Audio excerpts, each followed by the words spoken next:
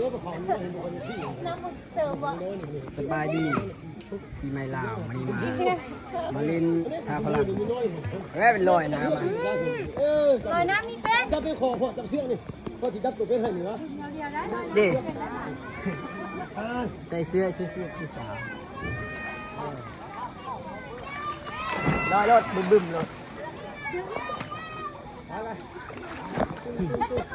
จับนี่ หนาวะ พอที่นี่ทำได้เด้อ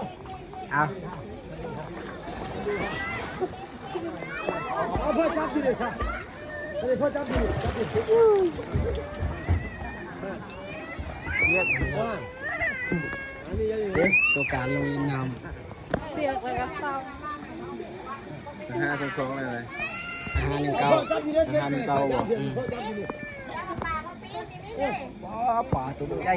พ่อจับดีนี่เห็นบ่เห็นบ่อันน้อยเห็นเก่งเห็นดิฮะเห็นบ่มันน้อยนี่เห็นบ่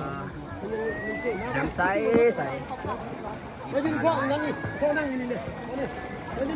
เดี๋ยวพ่อนั่งอยู่นี่เดี๋ยวพ่อนั่งอยู่นี่ครับเพื่อนพ่อนั่งอยู่ที่ด้านเพื่อน พลาดงามทุกคนทั้งเลยบรรยากาศเย็นดี นั่งเพื่อนนี่นะ เพื่อที่ผมมีคนไปเล่นปีใหม่นี่มาเล่นก่อนนี่น้ำใสดี ไม่กลัวนะ น้ำตูบเต็มมือนี่เกือบไปตูบเนาะเกือบไปตูบนั่งกินข้าวได้มากับอาเซียมาเด้อเสียคอนซับมาใครน้ำให้กินเลยนะฮอนแหละโอ้แม่บ้านครับ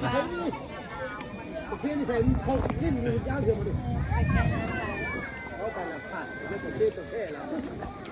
ตัวแค่แล้วมอง ปลาเนาะ เอาดิ้นนี่มันดีเลย ปลาใหญ่ใหญ่ปลายังนี่นะ เป็นย่างนี่ ปลายังทุกคนผู้ใดฮู้บอกได้เด้อปลาอย่างนี้นะเบิ่งนี่ แล้วได้สัก มัดอีพ่ออีแม่ปลาทุกคนเอ้ย ฮะ คักเนาะบรรยากาศประมาณนี้เนาะ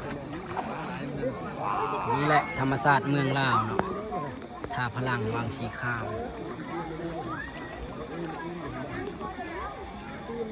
กายทางมือบ้านก็เลยแวะลิ้นหนึ่ง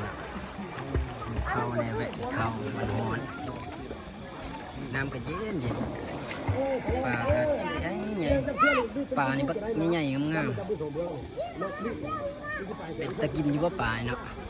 สีมันงามอยู่ยังเราเจ็ดนี่ยังเราคู่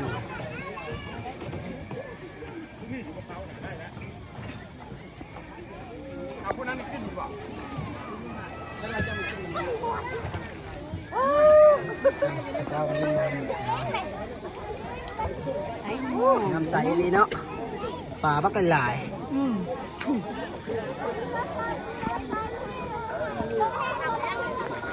ตีนห่างกินแล้วกับมื้อสวรรค์ตีนมันนี่ เดี๋ยวธรรมศาสตร์ของเราทุกคนนะถ่ายบรรยากาศให้ทุกคนได้เบิ่งเนาะน้ำใสเย็นดี ไปตรงเมนเลย เล็ดเลยครับเล็ดให้เบิ่งเด้อโอ้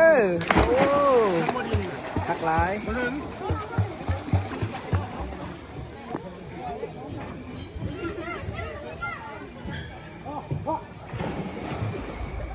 คอนบ่อาบน้ำวะ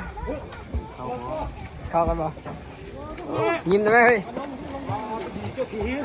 โคตรหล่ออ้าวทุกคนจบคลิปเพียงเท่านี้เนาะถ่ายบรรยากาศให้เบิ่งถ่ายแบบเร่งด่วนเนาะดูเป็นมืออาชีพประเดี๋ยวถ่ายนะได้ภาพมาสำนี้แหละขอบใจทุกคน